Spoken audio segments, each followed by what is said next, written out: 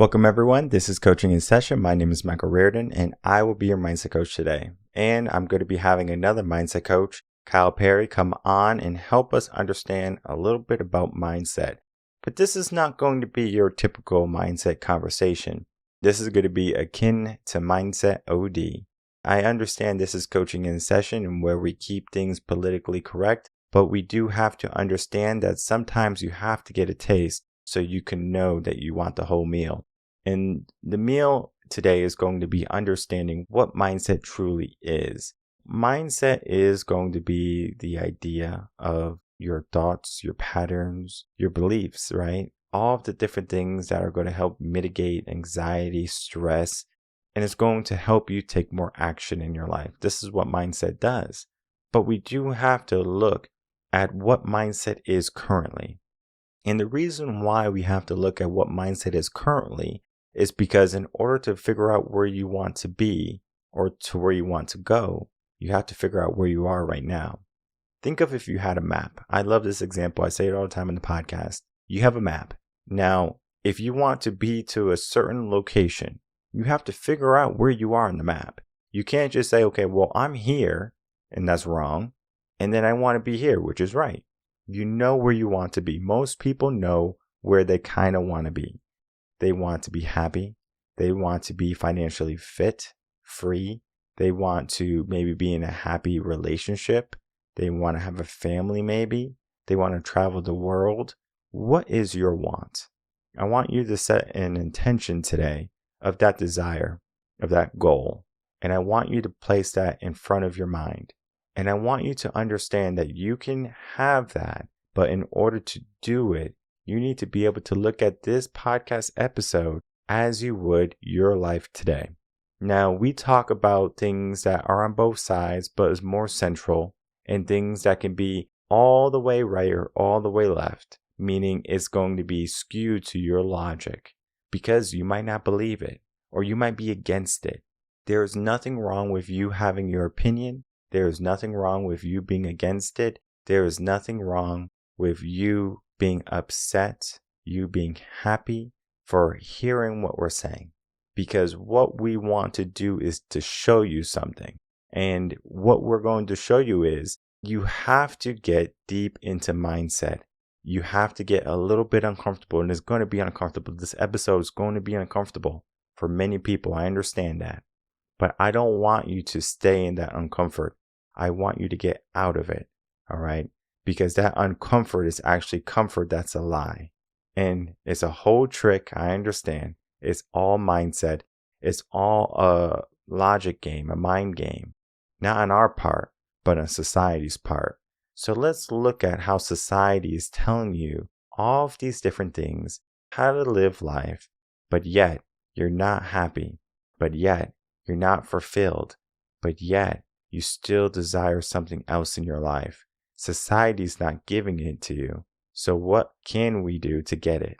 This episode right here, this interview with Kyle, is going to be the start to that trigger that's going to help you understand mindset in our world today and what you need to do in order to change it.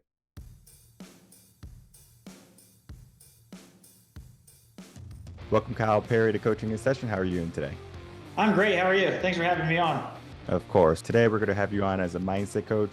We're going to be talking about your history, and we're going to be talking about the work that you do. And I do want to say that before we start this, it's going to be a rated R, or maybe a rated MA conversation, because when I reached out to you, you were like, I have a very tough way of putting things, and I love that. I don't like to sugarcoat things. Having someone come on who can say it how it is a breath of fresh air, because there's so many people who are weak, so many people who are docile. And I mean, I get attacked all the time on Twitter, all the time, everywhere, because I'm saying what it is, how it is, and people don't like it. So we're going to be raunchy today. But before we do that, tell the people who you are, what you do, and how you help. So my name's Kyle Perry. I'm a Marine Corps veteran. I've lost 100 pounds since finding sobriety because drinking is very normal in the military. And then most people drink when they get out. Pretty much what I do, I'm a mindset, fitness, and nutrition coach. And my motto is making men and veterans strong again through breaking their vices to get back on the hardest mission they call life.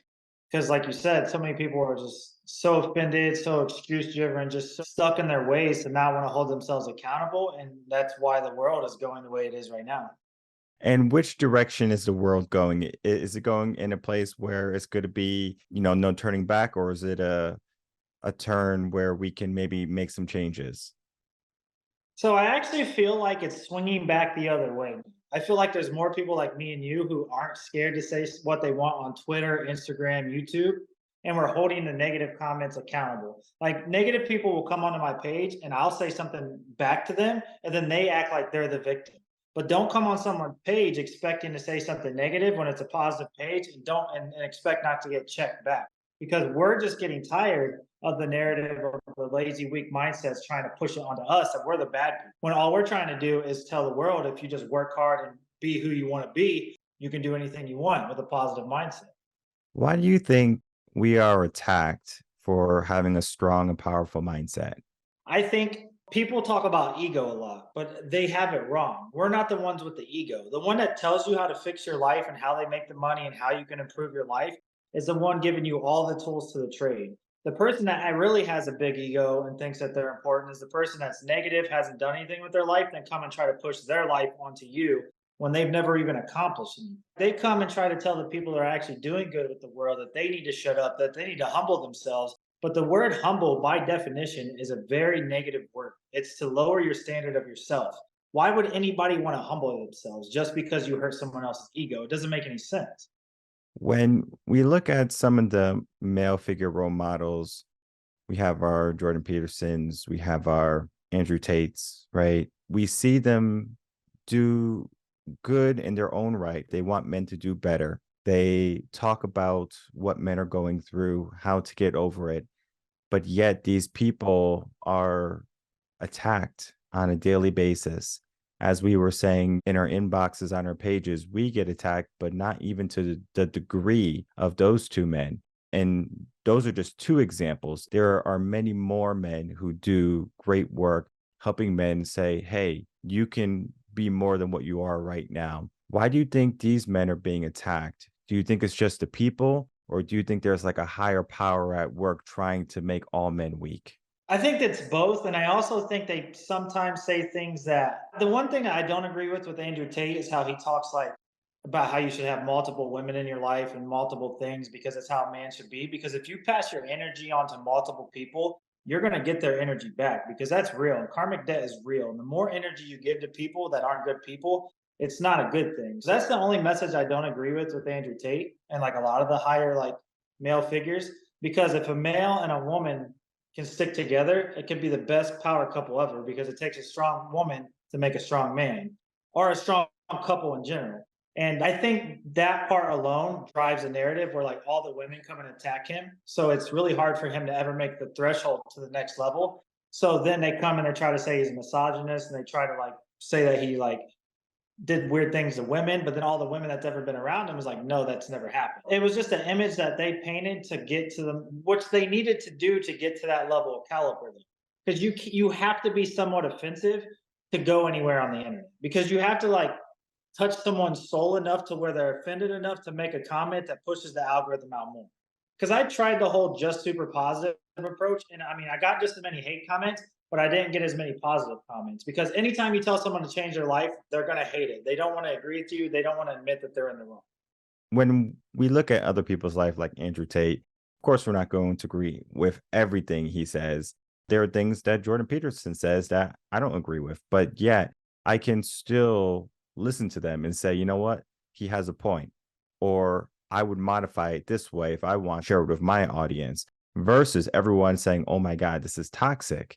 Because now we get into the conversation of why men are being feminine, why men are choosing to be weak, because it's easier to be a female. And I'm not saying that they have it all easy, they have their hardships, but there's a reason why a lot of men are becoming trans now and they're not choosing to step into manhood.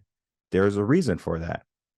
1,000%. And it almost gets shunned upon if you're a man. This is the weird thing about it. So I don't care if anyone wants to be trans or gender, or they want whatever they want to do, right? But if I go to the doctor and I want to feel like more of a man, Why is it harder for me to get testosterone than a female that wants to turn into a male? If I want to optimize my hormones because I don't feel correctly, why should I not be allowed to get testosterone versus an SSRI or some kind of mental health pill when your hormones are the ones that play the biggest factor in how you feel? Like, we're so scared to offend people that we let that slide. But like when it comes to a man or a female that want to optimize their own hormones, all of a sudden they're like, oh, you can't do that. That's borderline steroids and it's not healthy for you. But as soon as it's the opposite gender, all of a sudden it's okay because they don't want to offend anyone. But you're still putting that exogenous amount in their body. So if it's not healthy for a male, it's not healthy, definitely not healthy for a female to turn into a male by putting that much hormones into their body that's not even supposed to be there. It doesn't make any sense. And then we look at, well, they're not giving the hormones to the men and they're giving the hormones to the women, maybe, or vice versa, but they're readily giving hormones to children. Well, if a kid wants to feel like they're a boy or a girl and they're the opposite sex, they can. So let's give them the hormones because they are so intuitive and they know everything about their body. And there's a video, and then I'm going to let you take it. It happened a couple of months ago, I think, where there's a father, he had a son, and he had $10,000, and he was like, all right, do you want $10,000 or two Oreo cookies? And this kid is like 4 years old. And the kid is like, I want the two Oreo cookies. And the dad's like, I don't think you understand. $10,000 cash, cold cash. And the boy's like, no, I just want the Oreo cookies. Basically, the logic is they're saying that kids can make the choice, be gender affirmed to the opposite sex or whatever, or to be on some type of hormone blockers or whatever, but they're kids. And that was a great example right there of kids don't know any better. Most people would have took the $10,000, not saying that money is everything, but right there, that shows logic. Going to pass it to you there. If you ever have, if anyone has kids that's listening, like, would you ever let your kid make a normal adult decision? Like, I don't understand why, when it comes to changing their genders, we'll let them decide, but you still pick out their clothes, you still tell them when to brush their teeth, you still tell them what chores to do, and you still have these debates. Like, my son is almost 12 years old, and I still have to guide him through a lot of things because you're still young. So, like, the fact that we like give them the choice on that matter, but we don't give them the choice on anything else. Like, you should, if you think they can change their gender at 10 years old, at that point, you should be able to let them move out on their own. Like, if it's that serious of a choice, like, it doesn't, but it goes back to like, we don't want to offend anyone. So, like, we're just letting it happen. And it's like the craziest thing ever because I seen something that I think it was Florida banned it to where kids, like anybody that gives kids hormones, they can get charged, like the doctors can. And like, there was an uproar, like, oh my God, they're taking away our rights. Like, they're freaking out more about that than the all the stuff they forced COVID on. I mean, we are in a crazy time right now since 2019, and it seems like we're just spiraling into a worse situation. And we do have to ask ourselves, well, what do we do? How do we fix this? What is our next step? I'm not even sure if like, how do you fix it? Because like if you get too big on social media, they cancel you. We've seen it over and over again. Andy Frisella does a pretty good job about trying to open people's eyes up, but like they have to shut his industry down so much. If he doesn't ask people to share his videos, then it doesn't even get shared because YouTube like dies it down. I don't really know how we fix it because when you start to talk about these things, and I noticed this a lot with the people in my group, is that when you post something and social media doesn't like it, they put a flag on it and they say it's not true information. How do you fix it if they keep banning it and flagging it? I don't know. I mean, I know there's Rumble and there's all these other things to talk on, but if people keep, they won't support that Rumble because they don't want to switch. So I don't know how to get them there. Do you think this is going to be an individual effort to get people more in line to the correct mindset? Or is this going to be a community based, cultural, societal based effort that we need to get everyone on board in order to make some change?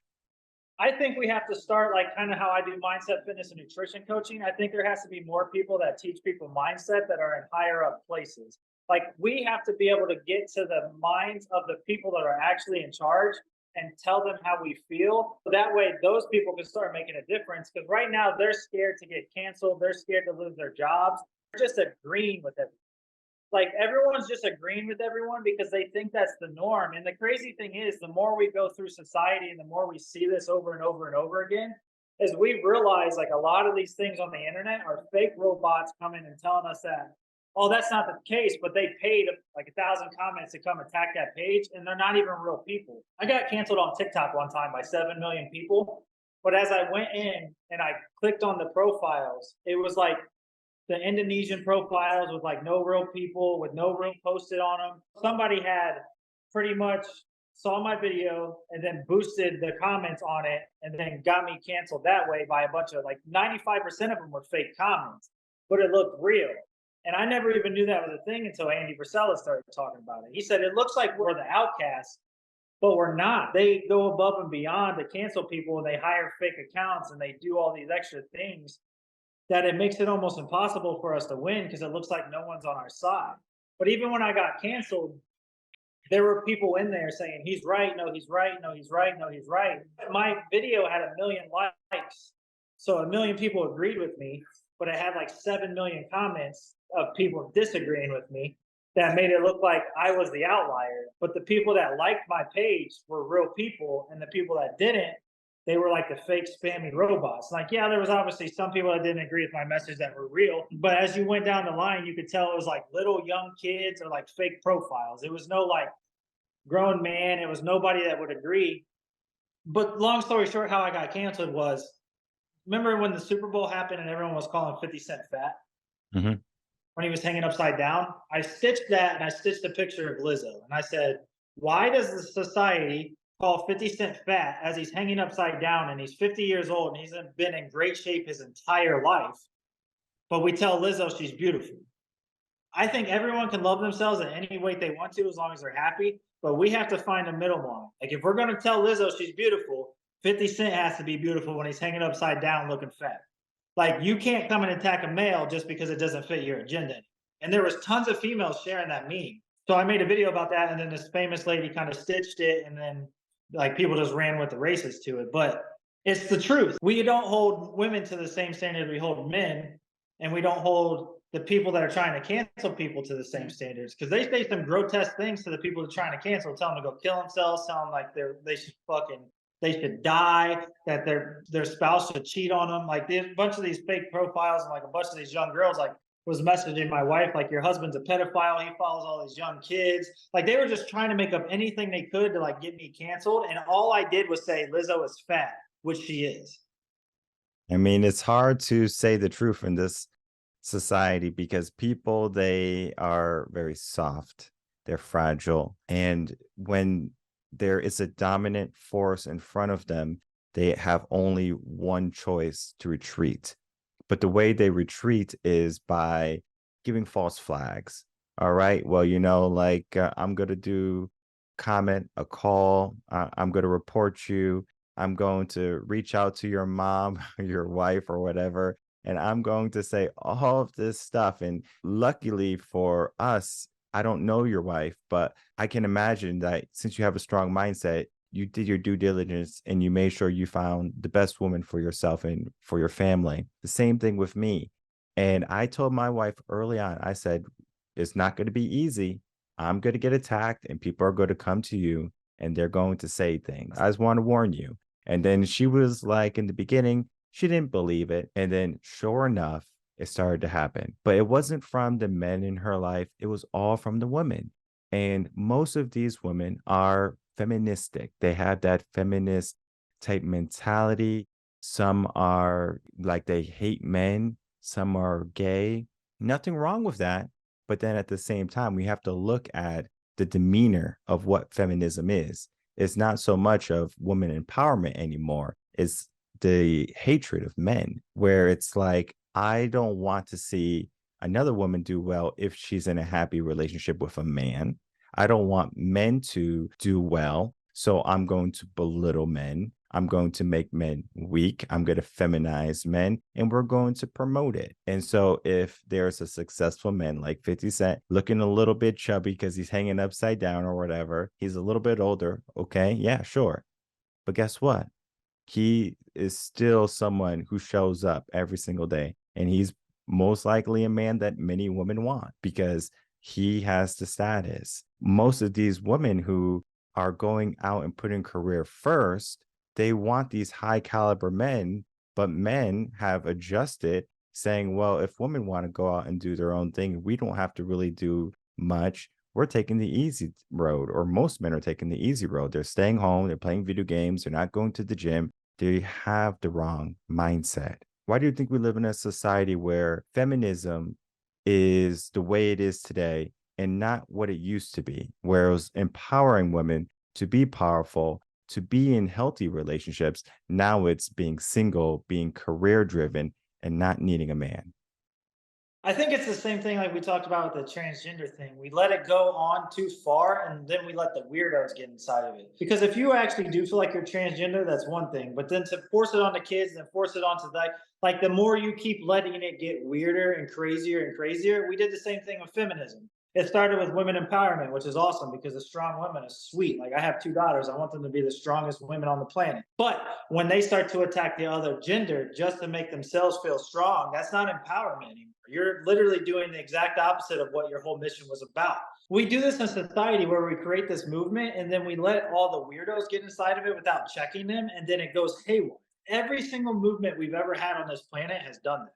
Like it starts off, even if you look at the Bloods and the Crips gang members. It started off as empowering the world, empowering your neighborhood, and now it's just a bunch of killing, it's a bunch of violence, and a bunch of like, oh, you can't wear this color, you can't wear that color. But it didn't start off that way. That's the same thing with feminism. That's the same thing with the LGBT community. It starts to add more letters and get more weird because now they're even like pedophiles are trying to push their way in there and saying that, oh, they can't help that they like little kids. We got to find a fine line and we just got to cut it. Like this is what we're going to accept, and anybody else out of that factor is not getting in this. Period. It's the only way we can change it. But like too many people are scared to say it because they're scared to get canceled. They're scared. Which I mean, you can get canceled, which sucks. And if you have a business online, it takes one false narrative and you're done. It could be scary for business owners who don't want their name out there. But when we look at people like Alex Jones, he was banned, he's canceled, he's attacked, and he's bigger than ever now. And it's because he remained resilient. He has the mindset of resilience. When we are going against these attacks, when we're going against these notions that we're going to have opinion be emotional and our emotions are going to reign supreme and not our logic, we go too far. All right. Emotions are just going to take us further than our logic will. And most of the time, it's going to be skewed and we're going to think incorrectly. We are not going to see the repercussions for our actions. We're not going to see that, all right, well, if I put off having a family, what is that going to do to me? If I put off going to the gym, what is that going to do to me?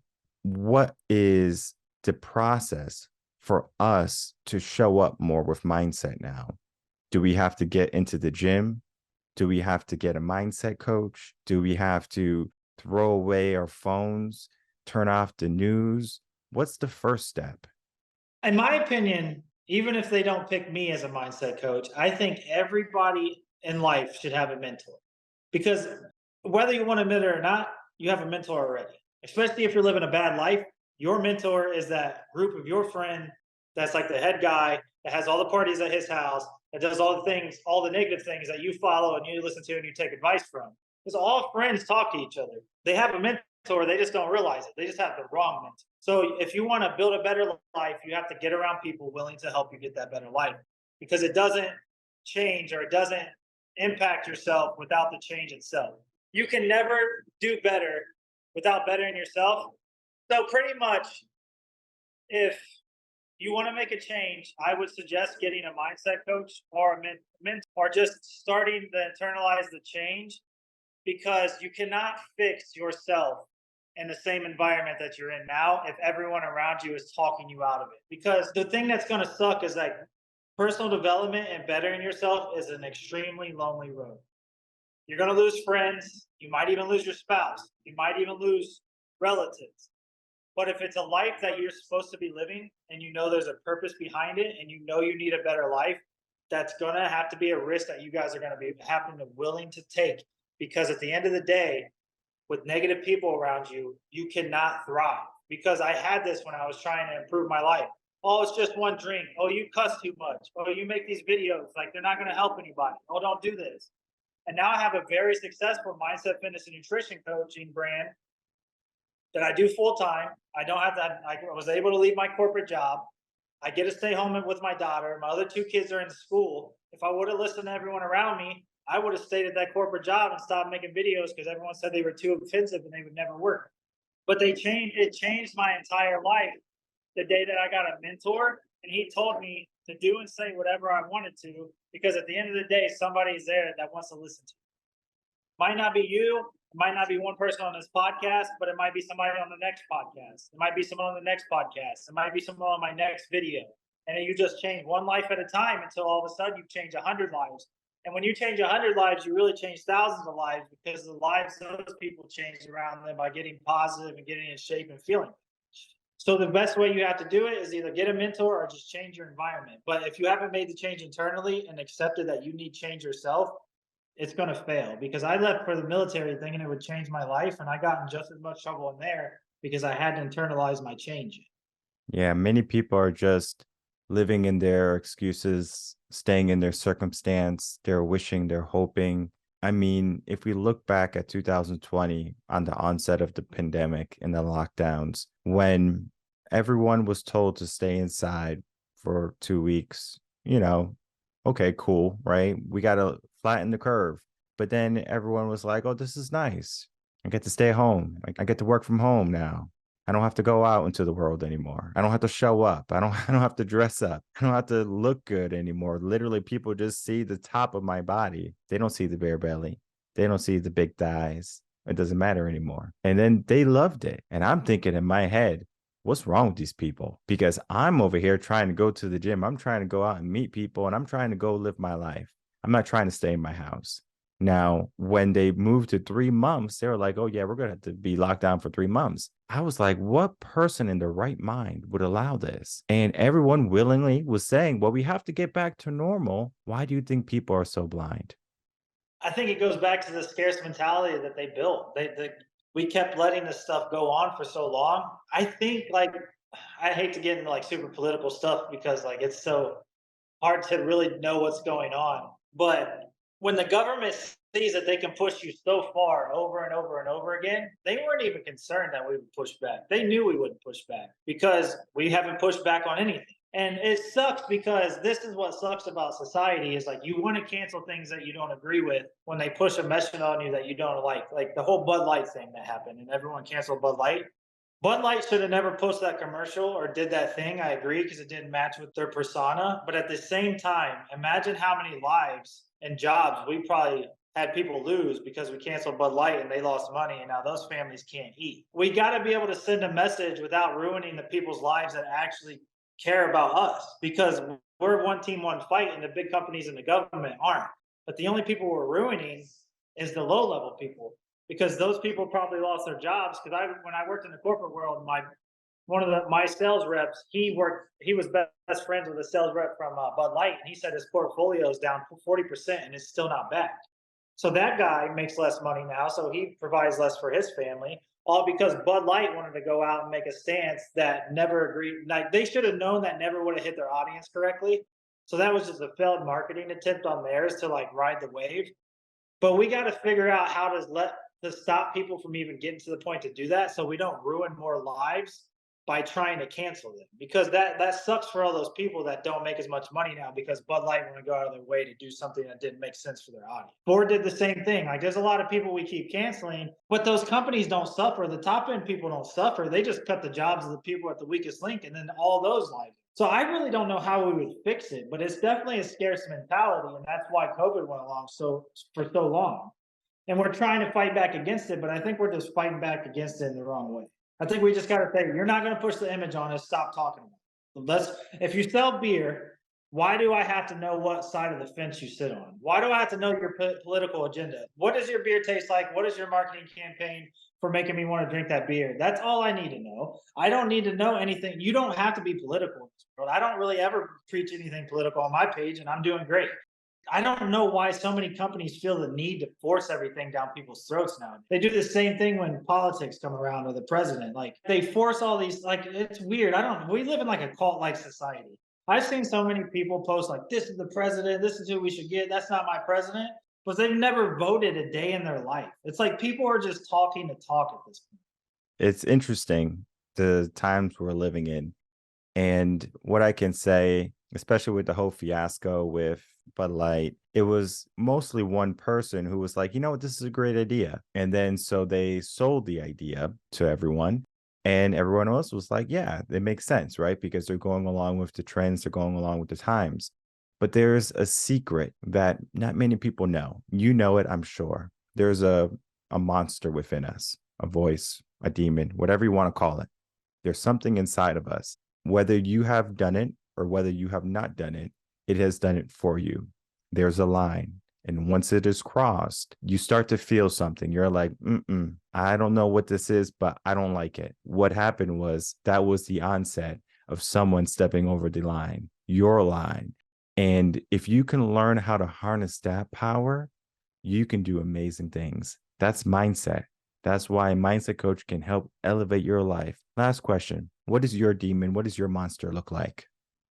So my monster, my demon, if per se, is my. I talk about being sober now. Was alcohol. I've always been a super successful person. I went to the military. I thrived in the Marine Corps. Came out. I thrived in the corporate world. I was the youngest plant manager on paper of a chemical company. But alcohol was always holding me back to the fullest extent. Like that's why I gained my weight. That's why I did a lot of things that I probably shouldn't have, and that's why I ultimately decided to get sober. Because pretty much what happened was I got into an altercation where I thought I really hurt this guy. We were on a cruise ship. I got into this altercation. This guy's head was like super swollen. And then, like an hour later, I hear over the intercom that they had to turn around because they couldn't medevac this person. He had a brain injury. And in my head, I'm like, it's that guy that I did got an altercation with. He has brain bleeding. Like, this is my final straw. This is my last bullet. I'm going to dodge. An hour later, I saw him walking around. So it wasn't him. But like, that was like my final, like, oh, I really got to like change what I'm doing now. So that's always been my demon is alcohol. But on the grand scheme of things, like an addictive personality is a blessing and a curse because it's why I'm so successful.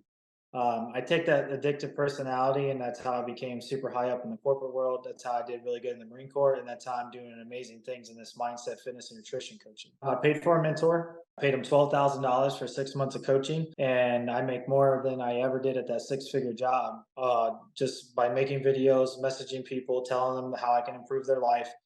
And people will say that it's expensive and this is that and that. I charge $299 a month or $750 for 3 months. But when people say they're expensive, I say, well, let's break down your bank account. They open up your statement.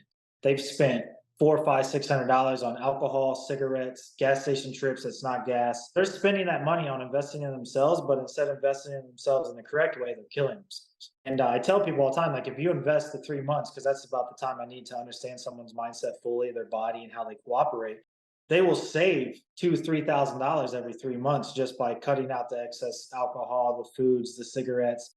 And I'm not saying you can't eat fast food. I'm not saying you can't enjoy your life. There is a way to be able to eat fast food and still get the body you want, still get the mindset you want by incorporating it into your macros, which is your fats, carbs, and proteins. People just can't self-access, but like my demon is definitely alcohol, but everyone else's demon 95% of the time is food. Like, especially addicts, they're like, "Oh, I broke my addiction," but then they're 400 pounds, 300 pounds. Like, dude, you didn't break anything. You switched. You switched your addiction from alcohol to food. That's all you did. Nothing else. You didn't solve your addiction problem. Yeah, it's important to understand the aspect of the things that make us weak, but then they can also make us strong, right? Because your sobriety was a weakness, but it also became your strength, right? Because you learned that you can overcome it. And then right there, you allowed yourself saying, okay, now I can win. You got a coach, you got a mentor. And then from there, you started to elevate yourself. And that's what we have to do as people. We have to elevate ourselves constantly. And it's not going to be a walk in the park. And it's not something that you can do by yourself all the time. I always say, get a coach, get someone to be on your side to help you see your blind spots, to work with you, not against you, because the world's against you. Everything the world wants for you is not conducive to success, happiness, fulfillment, joy, whatever. You need to start to change your mindset. And the work that Kyle does is exactly that. Kyle, before we sign off, please tell us a final word, final thought, and then where the audience can find you. If you want to make a change in your life, you have to start today. If you're listening to this and you got motivated to lose weight, pack your breakfast and your lunch for tomorrow. Because when you wake up tomorrow without motivation, the discipline of you already having that food packed is what's going to get you to the next day. So many people, they're motivated in the time. Fitness is an emotional state of mind, fitness and mindset. If I motivated you or someone motivates you or a video motivates you, you have to use that emotional connection you have with that video right then and there to pre-prep your success, or you're going to wake up the next day and not want to do it. You just have to start. And you can just find me on Perry's underscore powerhouse underscore fitness on Instagram. And if anyone wants any mindset, fitness, or nutrition coaching, you just message me. And if anyone's not in the personal development themselves, you can also message me. I operate a GoFundMe. Every $750 donated, I mentor veterans for free for 3 months to put them back on the hardest mission we call life, because I don't feel like America does enough for them. So that's just one more way I can help people out and feed my business and get myself on bigger podcasts, bigger platforms, and actually make a difference. Perfect. And I will definitely make it easy for everyone. All those links are going to be in the description box below. Check out what Kyle's doing. What we talked about today might be borderline upsetting to you, but understand that when you have those moments of grief, those moments of awareness, an awakening happens. You can start to see your true self, what needs to happen, and then you start to take action. So Kyle's going to be a great fit for you. Everyone, the links are in the description box below. Reach out to Kyle and begin to change your life. All right, everyone. I'd like to thank you so much for watching that interview with Kyle Perry and myself. What went on? We were talking about mindset, but we talked about some heavy topics, right? We talked about the LGBTQ plus. We talked about feminism. We talked about masculinity. We didn't say toxic masculinity, but we hinted at it. We talked about some big figures that people hate. We talked about how you can be attacked if you have a certain message. We talked about body positivity, and we talked about anti-body positivity. We talked about the attack on men and women, the status quo. There was just so much in this episode. You might be wondering, like, now I don't know what to focus on. Well, I want you to focus on where you are. Just as I said in the beginning of the episode, we want you to figure out where your mindset is so you can start to take action. Most people are going to take action when, number one, the trauma gets to a boiling point, or maybe when something happens in your life, a line gets crossed and you're like, I need to make a change. And you make a change, which is great. We want you to make some changes. We want you to grow as people. We want you to elevate yourself. But there is a right and a wrong way to do it. One way is going to be counterintuitive because you think you're moving, but you're actually not. Akin to the famous quote, do not mistake movement for progress. Many people right now are mistaking movement for progress. They think they're going in the right direction, but they're just going in a direction. But that direction is not going to bring about long-term happiness and fulfillment. It might bring temporary happiness and fulfillment because you think you're doing the right thing, right? It feels good to know you're doing something. But when you're just sitting idle, when you're confused, when you're looking for answers, when you're filled with fear, that does not feel good. So the alternative you think is better, but in reality, is actually causing you the biggest detriment in your life. It's stopping you from being more than what you are. You have the scarcity mindset. Kyle brought it up multiple times. That scarcity mindset is going to be what stops you from saying, hey, I need to make some changes. Because you're going to look at everyone else and you're going to say, why are they doing better than me? That's not fair. Well, guess what? It's not fair that you're not showing up. The world wants you to show up. It's unfair that you're not being the best person you can be, the best family person you can be, the best relationship person you can be. It's not fair, but yet no one says anything. People sugarcoat everything for you. They say, oh, it's going to be okay. Dust it off. You can get them another day. There's always tomorrow.